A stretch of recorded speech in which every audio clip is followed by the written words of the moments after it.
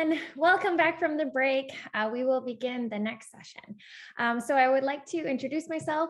My name is Jennifer Lipka. I'm a master's student in Julie Carrillo's Plant Insect Ecology and Evolution Lab. My research focuses on investigating how bumblebees forage for floral resources on the landscape in agricultural environments.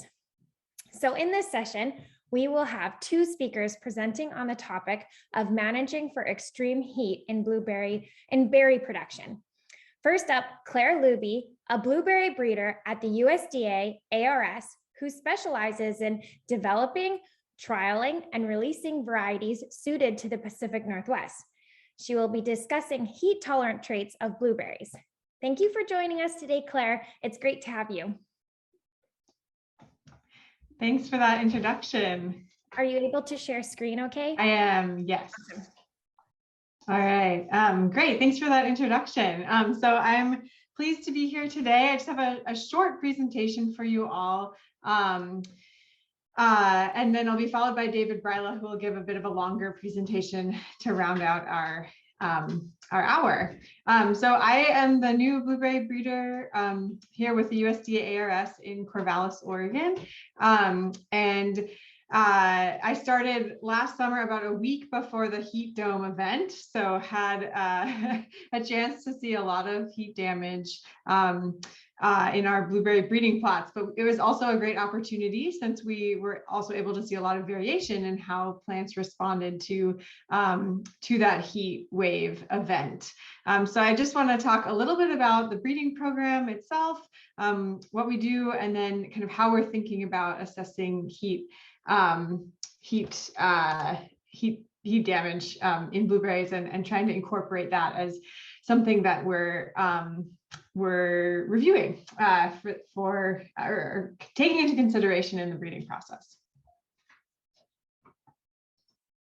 So some of the things that we focus on, this is called the USDA ARS and Oregon State University Cooperative Blueberry Breeding Program. So we work very closely with the horticulturalists at Oregon State University, formerly Bernadine Strict, and soon to be a new person. And so we do all of our breeding in Corvallis, and then we work closely with them to do some trialing up further north in the Willamette Valley.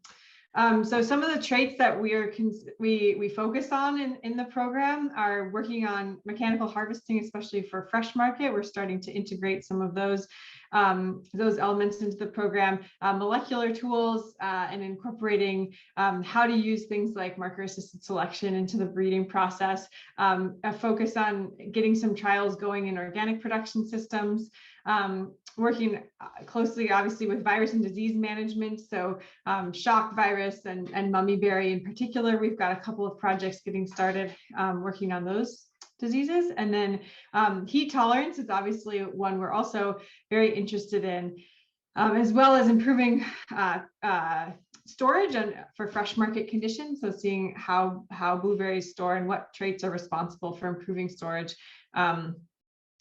for fresh market production, and then pushing the season early and late.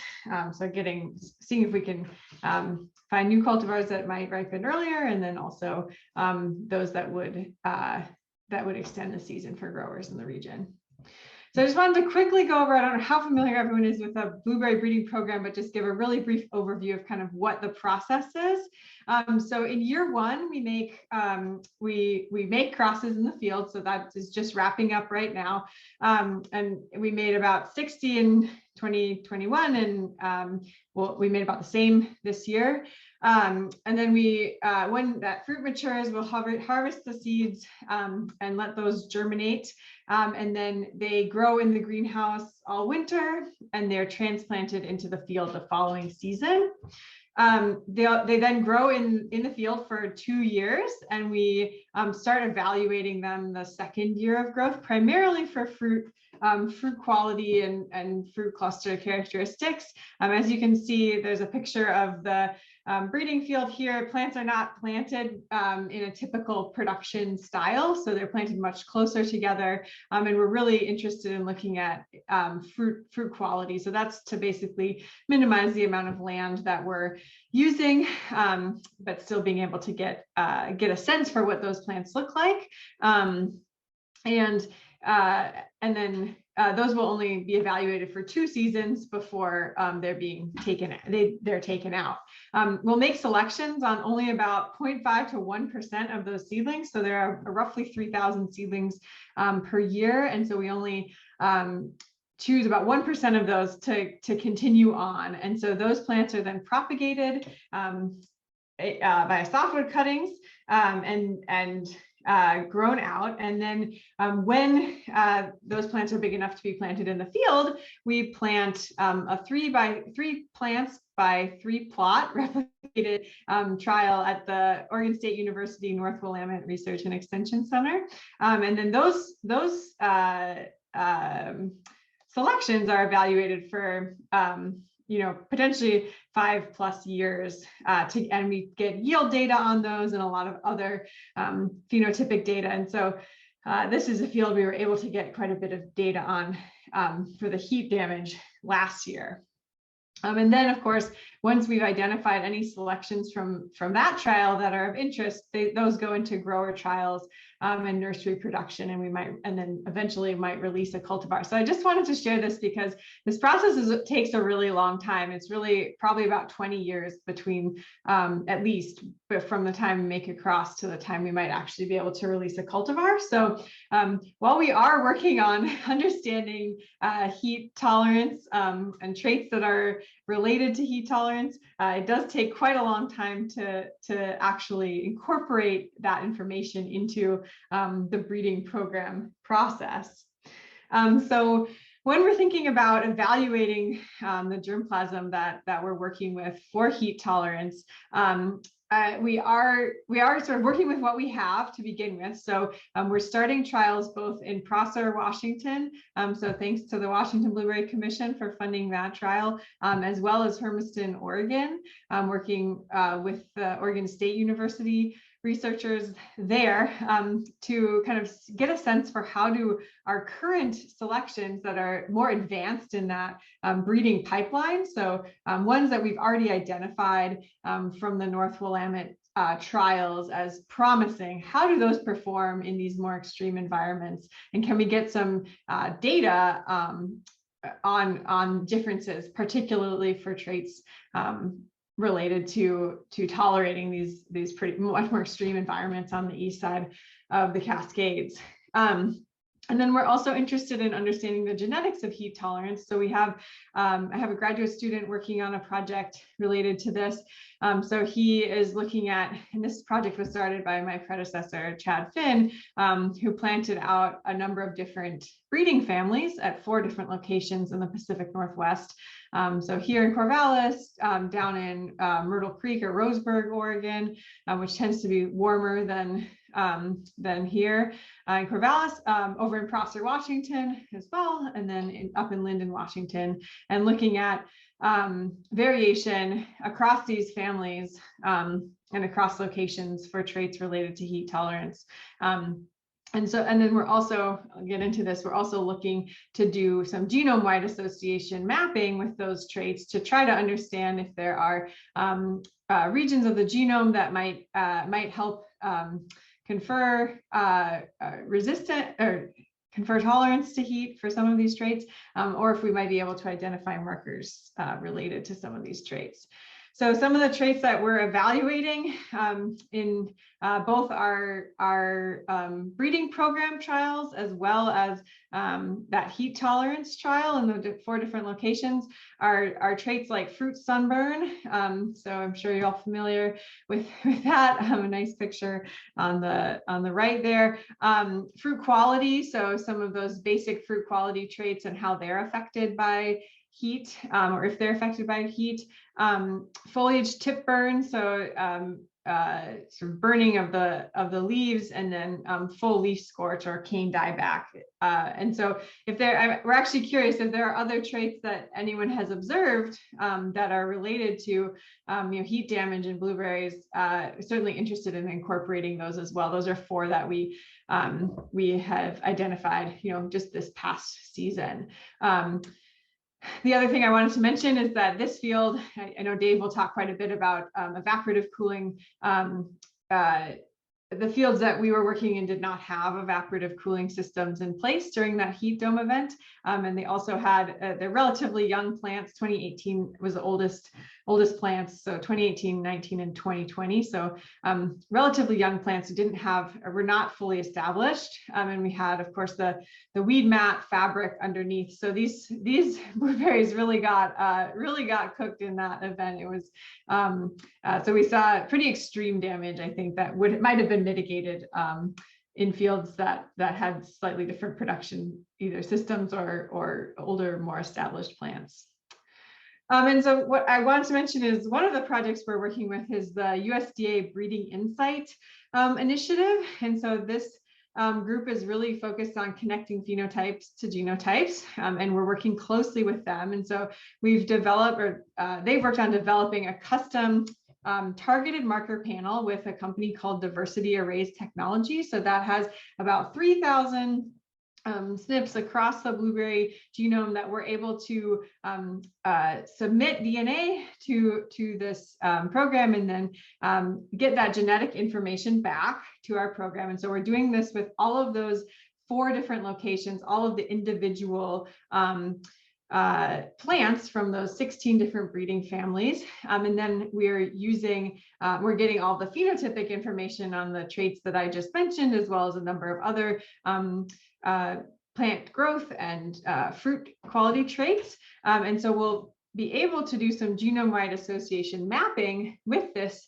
marker panel to determine if there's any association between the traits that we're measuring, such as the ones for heat tolerance, and then the specific regions on the genome that are associated with this marker panel. So hopefully what this can do is tell us, what are there any markers associated with any of these traits? And that can help narrow in on for the breeding process on some regions to focus on.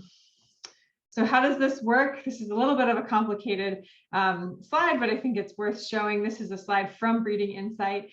So basically, we collect, for over here on the left side in breeders, we collect the leaf tissue samples from all of our blueberry plants. Those are sent to Diversity Arrays Technology, who extracts the DNA and does that genotyping on the marker panel. And then we work with Breeding Insight to help with the genotyping for different traits and doing some of those genomic analyses with our traits. So we'll be doing this for the heat tolerance project, as well as a number of other traits that we're measuring in different parts of the breeding program. And then we can get information such as these examples from doing this kind of work. So looking for different QTLs or regions on the genome that are associated with different traits, so such as this one for alfalfa root rot resistance. So that's a very clear one that could be similar to what we might look for in blueberry. So with that, I'd like to turn it over to Dave to give a bit more of a longer presentation on some of the work he's done with heat mitigation, but also just a huge thank you to all of the different groups that have funded and supported this work, as well as the different people involved in actually completing it. So thanks so much for having me. Looking forward to any questions. Thank you so much, Claire. That was a really great presentation. I actually think I have a question, but I will start by saying that we can ask, maybe get some questions from the audience if there's anybody who has a question. If you want to take a minute to type it into the Q&A box, you can upvote questions and post them in there, and I'll read them, but I'll maybe start with my question to get the ball rolling. I had a question about taste, and so if you had any knowledge. I know you had the 4 traits that you guys are looking at with heat, and taste was not on there. But did you have any ideas of how the heat tolerance and or how that breeding program accounts for taste in that? If you have anything to say. Yeah, definitely. So I sort of was included. I guess I should have had that as a separate one. We were tasting all of those individual plants, and had sort of been measuring it more as texture and then fruit quality. So things like total soluble solids and acidity and pH. But we were also making notes on taste. I think one of the things we're always doing is tasting everything. It's sort of a bit more subjective at this point. It's sort of up to either myself out there walking fields and evaluating, or or a graduate student who's out there walking fields and evaluating. So aside from sort of those more standard fruit quality markers, or fruit quality measurements, we're not necessarily getting we're doing sensory panels on only more advanced selections. So I guess to this point, obviously flavor is a pretty critical flavor, and texture and sort of mouthfeel is certainly something we're rating everything on. And basically, if it's not good, it doesn't get moved forward.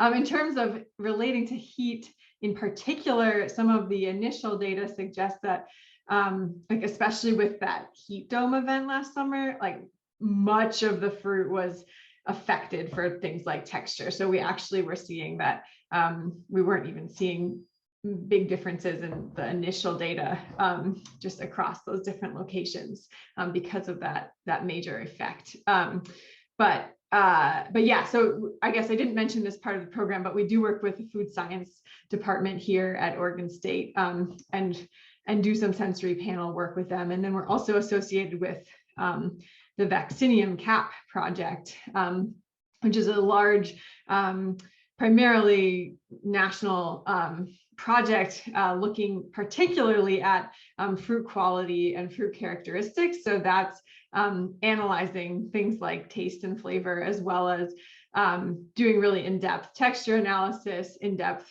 fruit storage analysis. So that project in particular is focused on taste, but not associating with heat as much.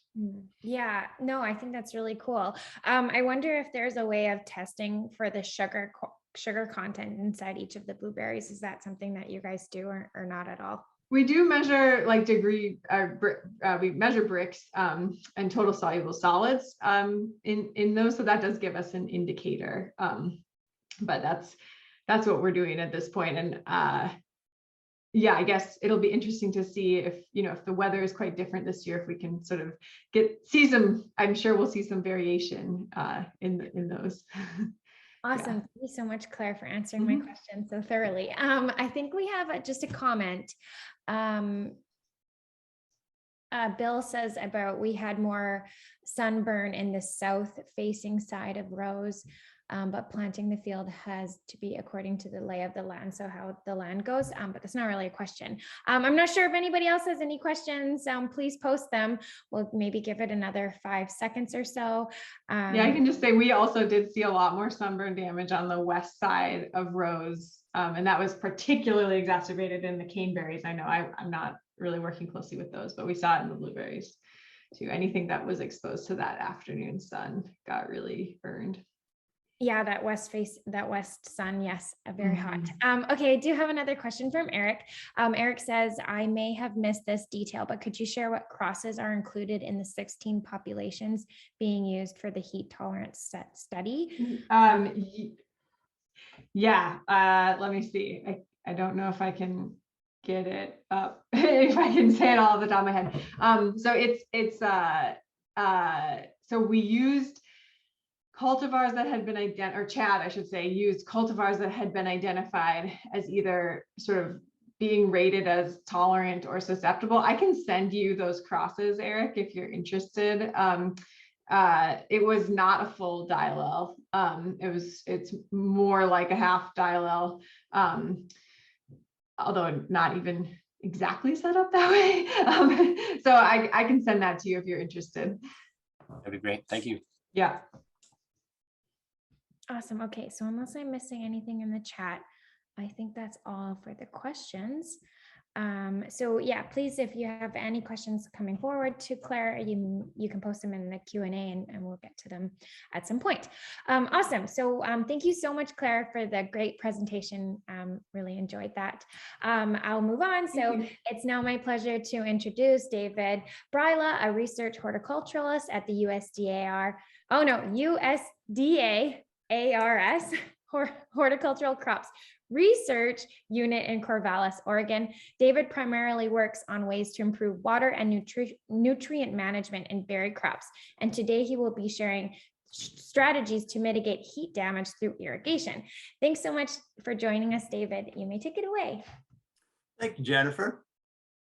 So today I'm going to talk about some of the research that we began actually. It was around 2005. So about 6 years ago, we had conducted research looking at heat damage in blueberries and trying to figure out at what temperatures does it occur and are there strategies for mitigating it. So we started this well before this historic heat dome event that we had last summer. Now, as you know, the heat damage was prevalent throughout the Pacific Northwest.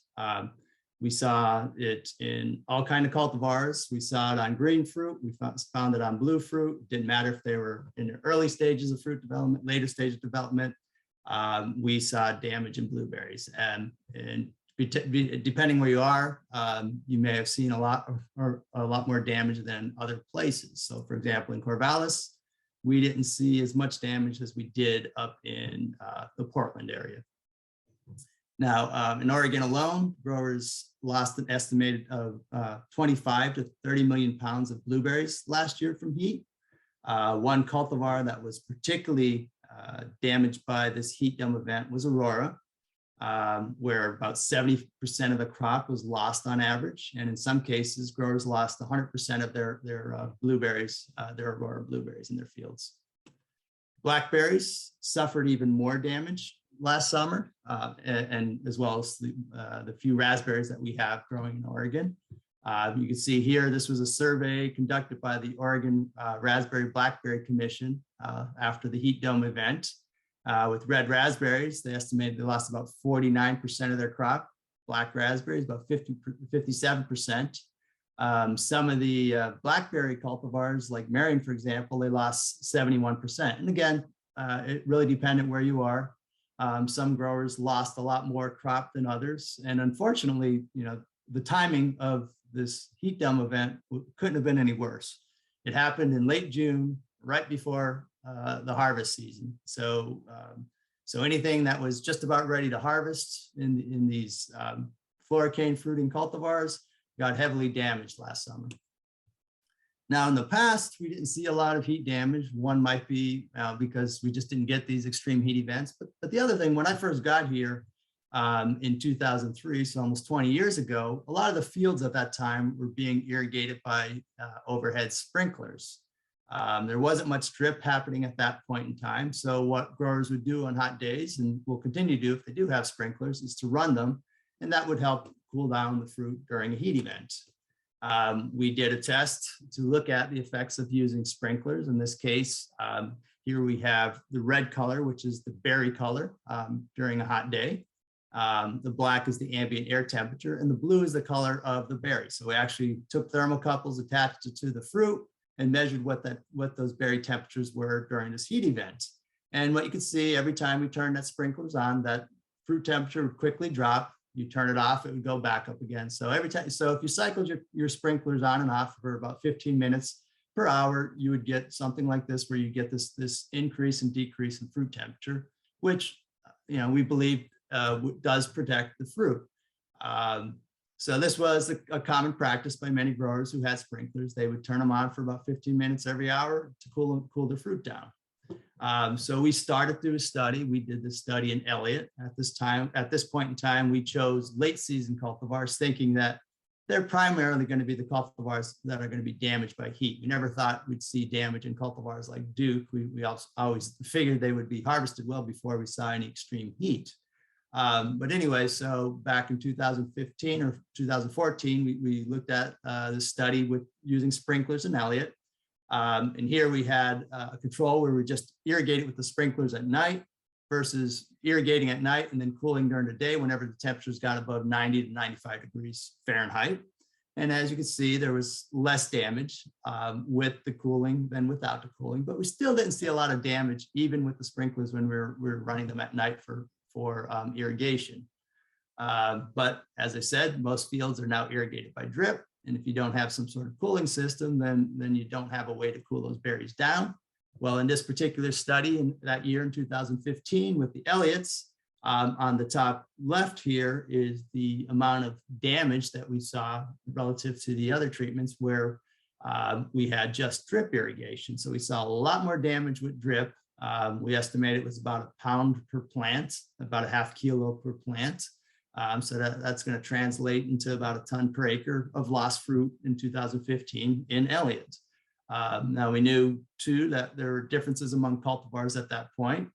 And the other thing that we started to notice is that damage is worse when a heat event is preceded by cooler weather. So for example, if your temperatures are in the 70s, in the 70s, and all of a sudden it shoots up to 95 degrees, that's when you tend to see a lot of damage, as opposed to if it's already hot for a period of time, then you don't tend to see as much damage. And that's exactly what happened last summer.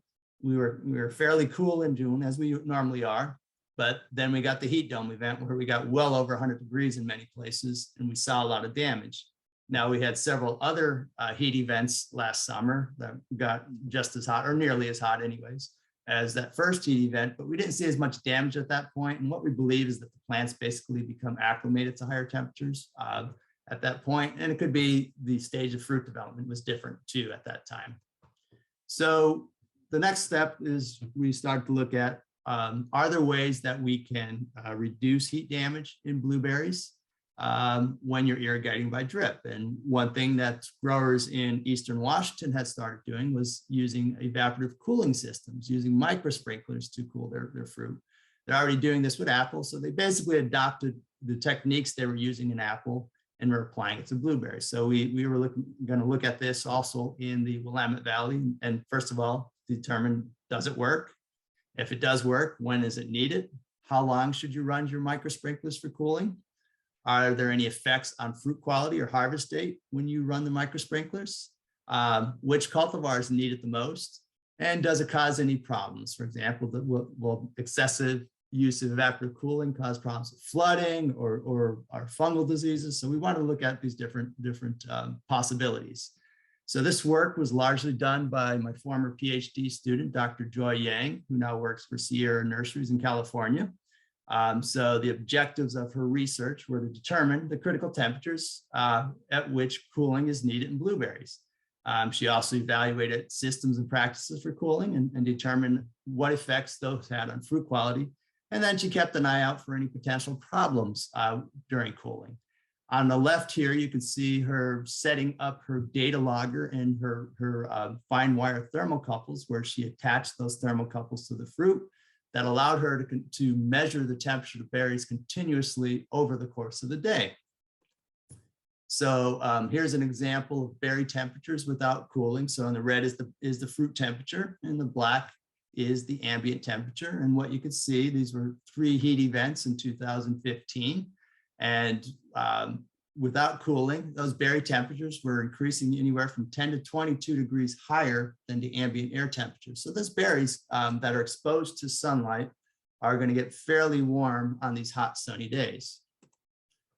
So her next step then was to have a controlled study where she controlled the temperatures of her fruit to kind of get an idea, okay, at what temperature is heat damage occurring in blueberry?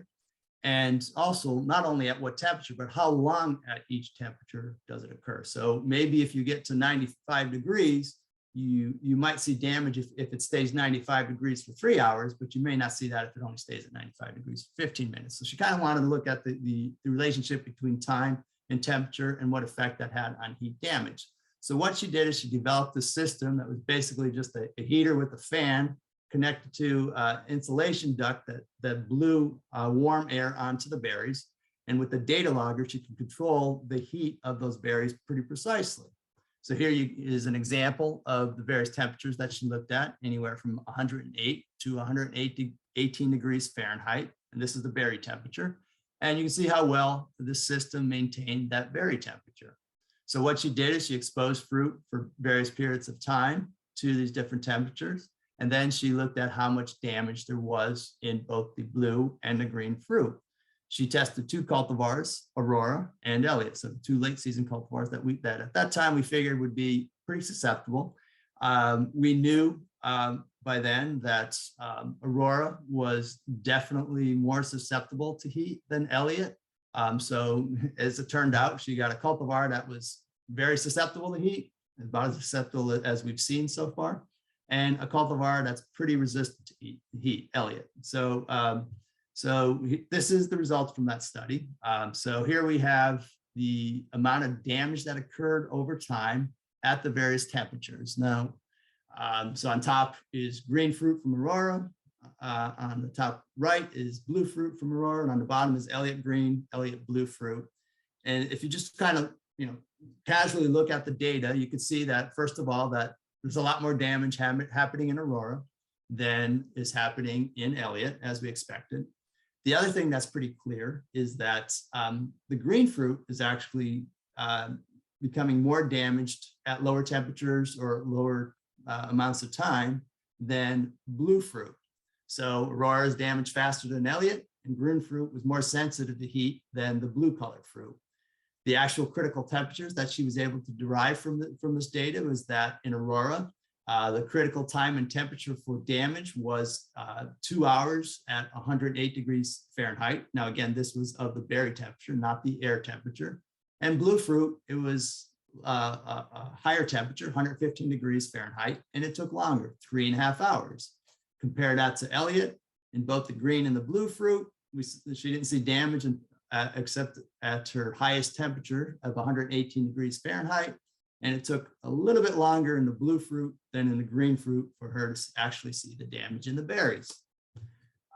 So she did some electron microscopy work. She took cross sections of the fruit skin and the wax layers to kind of see, what's happening. Why would blue fruit potentially be more resistant to heat damage than green fruit? And what you might expect is that as that fruit starts to ripen, that wax layer, that bloom on the fruit gets thicker and thicker. And we believe that bloom is what protects the blue fruit from heat damage. Now, the other thing that we noticed too is that berries that are exposed to the sun, as opposed to those that are more in the canopy or lower in the canopy and more shaded, the ones exposed to the sun will tend to have a thicker wax coating than those that are more shaded. So consequently, that wax layer seems to be a mechanism that protects the berries from heat damage. So bottom line was that now if you translate those berry temperatures to ambient air temperatures, that what you want to do is you want to begin cooling when air temperature reaches about 90 degrees Fahrenheit during early stages of fruit development. So when the berries are in the late green stage, for example, and about 95 degrees Fahrenheit during later stages. So as those berries start going from pink to blue, you can start cooling at a higher temperature. So next question was, what is the efficacy of cooling with microsprinklers? So basically, how well do they work? So again, she conducted a study. In this case, she did it in a commercial field in Salem, Oregon.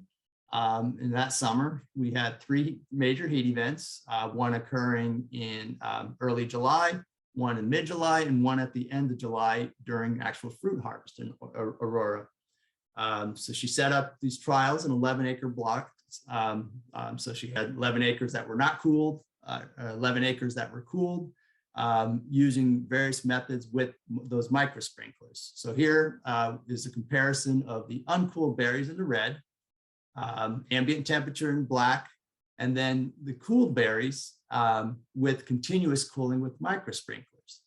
And what you can see on each of these hot days is that when she turned the microsprinklers on, which she did whenever the temperature got to 95 degrees Fahrenheit, the temperature of the berries would decline quickly, well below that of ambient temperature. So using the micro sprinklers cool the berries by about 20 to 26 degrees Fahrenheit. So very effective at reducing a berry temperature. The problem with continuous cooling, though, was that it was a lot of water. You're putting on about a 1/10 acre inch per hour of water, so quite a bit of water going on the fruit. She did see more slugs on the plants. Know whether that's a problem or not, I don't know, but she did see evidence of more slugs as a consequence of using the cooling. There did appear to be more potential for fruit rot, although that the grower didn't notice any differences. I could see that as a problem in some cases. But I think the biggest concern that she had with the continuous cooling is that it interferes with fruit harvest. Obviously, if you cool your fruit and you have those sprinklers running all day long and you want to go harvest the next day, well, it's very difficult to get out into that field next day early in the morning and start picking that fruit because everything's going to be soaking wet. So the next step was to look at the possibility of cycling that cooling.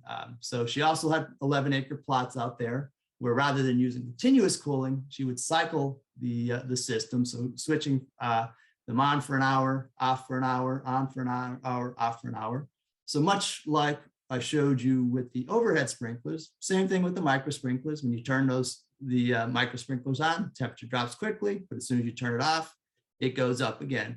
So, so clearly you do get that cycling of up and down, but as Joy found with her study where she controlled the temperature, it takes about 1.5 hours to 2 hours to anywhere to 3 hours to see damage in the fruit at any particular temperature that the berries might be exposed to in the Pacific Northwest. And we never really get to that threshold where we're exceeding that period. So this on-off cycling seemed to work pretty well. Obviously reduced the amount of water, and you didn't see as many problems with as she noticed in terms of being able to get into the field the following morning. And then the other treatment she looked at was cycling it for 20 minutes rather than once every hour. In this case, the cycling was even more effective because rather than waiting an hour between cycles, she only waited 20 minutes. And on for 20 minutes, off for 20 minutes. And the other, so not only do you get that up and down pattern, but in this case, you're keeping that berry temperature closer to ambient conditions because of that more frequent cycling of the cooling system. So she also looked at fruit quality. Now, because these are a large 11-acre block, she couldn't really replicate it, but just to get an idea, was there any effect on fruit quality? And one thing that really stood out was the firmness in the auroras in this field. And what she found with no cooling is that the fruit were softer than they were when you use cooling. And that's one of the biggest problems that you usually have in aurora is that if you don't have cooling and you do get these heat events when the fruit is ripening, you tend to get softer fruit, which then may not be as marketable for fresh market and may need to go to processed markets. So she did see evidence of that. So she wanted to actually replicate that. So what she did is she did a controlled study with using, rather than micro sprinklers, she used micro sprays in both Aurora and Elliott at our research farm in Corvallis. And what she found here was that, again, the cooling reduced the amount of fruit damage with either cultivars. Now, we didn't get a lot of fruit damage this particular year, but we did see some differences with the cooling treatments. It wasn't 100% effective. And part of that is because we were using micro sprays versus micro sprinklers, which I don't think we weren't getting quite the coverage you would with a micro sprinkler system. However, again, she saw these interesting effects on fruit quality where with the cooling in Aurora in particular, we saw heavier berry weight. So the berries basically took up more water, were larger at harvest. And this occurred primarily in Aurora, not so much in Elliott. We did see some differences in bricks, but here we saw, again, this was primarily in Aurora, where we saw reduced bricks, but we saw this as well in Elliott, where we saw a slight decrease in bricks with the cooling. And again, I think this has to do with the size of the fruit. So if you have larger berries, that's going to dilute the sugars a little bit. So you're going to get a little bit of a lower bricks reading. So it's not that you're reducing photosynthesis or anything like that, but what you're doing is you're getting more water into that fruit. And what that results in again, particularly in Aurora, is that firmer fruit. So again, like she saw in the commercial field, we saw firmer fruit with the cooling than with no cooling in Aurora. So, you can look at, the pros and cons of each of these methods, including no cooling. The pro of using no cooling is you're not going to have any additional system costs. And of course, you're not going to be using extra water for cooling. But the con, of course, is that you can have fruit loss. And if it was a summer like last summer, you can have extreme fruit loss if you do not have cooling in certain cultivars. Continuous cooling was very effective at reducing berry temperature, but it uses a lot of water, increased risk of pest and disease, and it interferes with harvest. So it's not, so when you compare that to cyclic cooling, it's much better to cycle your system. Now looking at a 1 hour cooling cycle like she had, you could rotate between 2 blocks. But with the 1 hour cycle, it is possible that you could exceed that critical temperature and time period between cycles. 20-minute cycle was more effective and could be rotated among 3 blocks. So you could have 20 minutes on 1 block, then switch to another block for 20 minutes, and then switch to a third irrigation block for 20 minutes. So you can rotate through the field and effectively cool those 3 blocks using the same irrigation pump. So, and then of course, the big advantage to cycling was being able to get into that field the following day. So with the 20-minute cycles, when they had a harvest the next day, they could get out there. With the continuous cooling, they had to wait a few hours before they could actually get out to the field and start harvesting. So of course, this last summer, we clearly saw the benefits of using evaporative cooling in blueberries. On the left-hand side was a field of Aurora that had cooling. On the right is that same field, but what the grower did here is they turned off 3 rows just to see what would happen. They turned off their micro sprinklers in those 3 rows and pretty much lost everything in those 3 rows without the evaporative cooling. Again, though, Aurora does seem to be the canary in the mine, is definitely the most sensitive to heat damage. The other thing that we've been working on was developing an energy balance model for predicting berry temperature and using that to schedule evaporative cooling. So Joy developed this model where she would use weather data to actually predict what the berry temperature would be on any given day. So you could use forecast data, for example, predict, is it going to be a day that you need cooling, and to predict when you should turn your cooling system on. So this is just some data from that model that she developed. So on the left is the air temperature, is the dotted line. The dashed line is the measured fruit temperature, and the solid line is the simulated fruit temperature that she was able to predict using that model. You can see they're pretty comparable, a fairly tight correlation between the two. And then on the right is again model data, but in this case, the uncooled versus those cooled with cyclic cycling on and off the micro sprinklers. And again, you can compare the actual measurements to the simulated measurements, and you'd see how well her model works. You got a nice tight fit between the simulation and the actual temperatures that we were measuring in the field. So this could be a good tool for making cooling decisions, but it's also a good way to evaluate various cooling practices. So for example, we were able to simulate berry temperatures under different cooling scenarios. So on the bottom left is a case where we either had 2 different temperatures of irrigation water. So depending on what your well water or whatever you're using, or your surface water that you're using to cool the berries, we were wondering, does that have an effect on how effective cooling is? So in one case, the water was 68 degrees or 20 degrees Celsius, or 77 degrees Fahrenheit or 25 degrees Celsius. And you see there was a slightly better cooling effect using that cooler water temperature, but it wasn't that big a deal. We really didn't see a huge increase as a result of using that warm water. On the top right was cycled versus continuous. And very much like she saw in the field, you can see that continuous cooling is more effective at maintaining that berry temperature at a lower temperature than with the cycle cooling.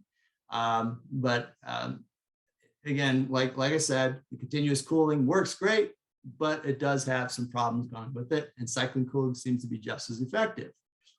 And then the third option that she looked at was reducing the rate of water application. So in the red was using 2/3 the amount of water that she used cooling with the blue. And that seemed to have the biggest impact. How much water you use for the cooling, what effect that has on the berry temperatures. So using less water, of course, is going to be less effective at cooling. It also points to the fact that you really, if you do have a cooling system, you kind of make sure that that cooling system is well maintained. Otherwise, you're not doing yourself any good. If those micro sprinklers aren't turning, aren't putting water on the plants, you're not going to get any effect, of course. So what we're trying to do now is try to incorporate this model into a crop physiology sensing system where we can actually have an all-in-one weather station out in the field combined with a thermal imaging to get the actual berry temperatures and use that to control the cooling of the micro sprinklers. So basically what we're trying to do here is to take the guesswork out of evaporative cooling and having a system set up that will automatically turn on your micro sprinklers when it's needed to avoid any damage in the fruit. So what's next is to construct the system and evaluate its use along with the temperature model to actuating cooling in commercial fields. We're going to be looking at this draper. We're also looking at evaluating the cost and benefits of heat mitigation technologies. We're doing this not only in blueberries, but we're starting to do this in raspberries as well. So we're going to use foggers for cooling and shade cloth for cooling, and see how well that works in red raspberries. And this is a project that Dr. Lisa DeVetter is the lead PI on, and we're gonna get this set up this summer and start collecting data next year. And then of course, as Claire mentioned, we're starting to look at the physiological and genetic mechanisms that contribute to heat tolerance. So we're gonna continue that work and try to get a better understanding, can we breed for better heat tolerance in blueberries? There is additional information out there. Joy has published her research from her PhD on evaporative cooling. So if you Google my name or Google her name, you should be able, or Google evaporative cooling in blueberries, you should be able to find these 3 articles if you want more details. So with that, I'd just like to acknowledge some collaborators, of course, Joy, Dr. Bernadine Strick, Brian Yorgi, and Yan Zhao from OSU, Troy Peters and Lav Kott from WSU, and Chris Thomas from Germany, who helped out with the modeling. And of course, I'd like to acknowledge funding from both the Oregon and Washington Blueberry Commissions. So with that, I will stop and ask if there are any questions. Amazing presentation. Thank you so much, David. That was really interesting. Of course, like you said, we'll have time for questions. Please go ahead and type your questions in the Q&A box and we will get to them. There is already a question in there, so I'll go ahead and read it. Bill asks, are there any anti-stress chemicals? Like have they made similar to how the nursery trade does? Do you know any, can you speak to that at all, David? Yeah, growers have asked me that question. Are there chemicals that we could put on the plants and reduce the heat damage? And at this point, there doesn't appear to be anything out there that would actually work on protecting blueberries from this sort of heat damage. So no, ideally that would be the silver bullet, right? We could spray on something that would protect the fruit, but at this point, other than using something like a kaolinite clay, which you don't really want to do in blueberries, there's not much you can do to prevent the heat damage that I'm aware of. Great. Thank you so much, David. Bill is asking another question, and I'm not sure if you can answer this. They're asking about why we don't have micro sprinklers out here in our area or in BC. I think I'm not exactly sure where Bill is talking about, but I'm assuming it's here in the Lower Mainland and BC, why we don't have the sprinklers. Maybe it's because we don't get rain. Can you speak to that at all? Do you know anything about this? Well, my guess would be is because you never thought you really would need it until this last summer. Certainly in Northwest Washington, growers up there didn't really think they would ever need it either. We just don't usually see these hot temperatures. So the question is, was this a one in a lifetime event, or is this something we're going to see more frequently? So that's the question that growers are going to have to struggle with here. do you want to invest in an insurance policy, put in a system that you could use for evaporative cooling on the off chance that this is going to happen again. And I don't know if it's an off chance or maybe a good chance. So yeah, and I can't answer that question, whether you should or shouldn't do it at this point. I will say that there are some other uses that growers do use their micro sprinklers for, and that's putting on sprays for SWD. So they are getting some double duty out of it. So there are certain sprays that they can put through the micro sprinklers and apply it that way. And it seems to be a very effective way of dealing with that. That's a great answer. Thank you so much, David. I'm wondering. Excuse me, Jen. I see Eric has his hand Eric up. has a question or a I comment. wonder if he has a comment about that. Yeah. That was great. I just had a separate question. So you presented the data of how cooling decreased bricks of berries just based on the berries not being able to fill up with more water and diluting the sugar. An observation that we had is that Duke that was near ripening at the time of the heat dome event just lost its flavor. Could you speak at all about the impacts of extreme heat stress on berries in terms of their fruit quality characteristics? You mentioned a bit about firmness. Maybe any other comments about that? Yeah, that's a good question. I really don't know what happened in that case, why the fruit actually lost its flavor, other than maybe it got a little mushy and you didn't get that crunch that you associate Duke with. It might have affected acidity somehow, and maybe that's where you lose your flavor profile.